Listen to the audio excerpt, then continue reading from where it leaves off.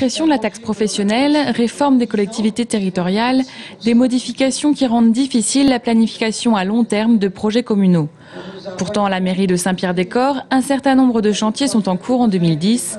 Parmi eux, la construction de 350 nouveaux logements destinés à être loués ou achetés.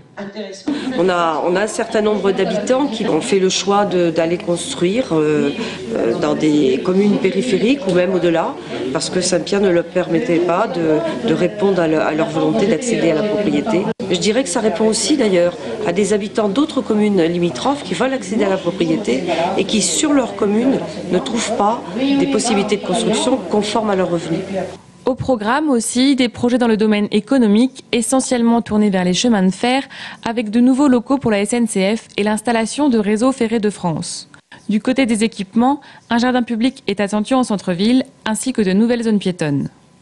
Si certains de ces projets sont déjà bien lancés, les échéances restent encore floues. Dans le cadre des projets financés par la ville, et avec la communauté d'agglomération pour une part, nous avons une visibilité pour l'année 2010, mais à partir de 2011, nous commençons à être inquiets puisque la réforme de la taxe professionnelle, sa suppression et son remplacement par de nouvelles cotisations qui vont être très inférieures à ce qu'est la taxe professionnelle aujourd'hui, ne nous permet pas d'avoir de la visibilité.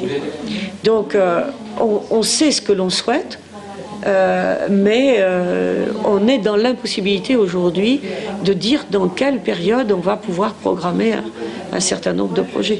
Une chose est sûre, la présentation de ces nombreux projets tombe à point nommé pour le maire de Saint-Pierre-des-Corps qui est aussi tête de liste aux élections régionales du mois prochain.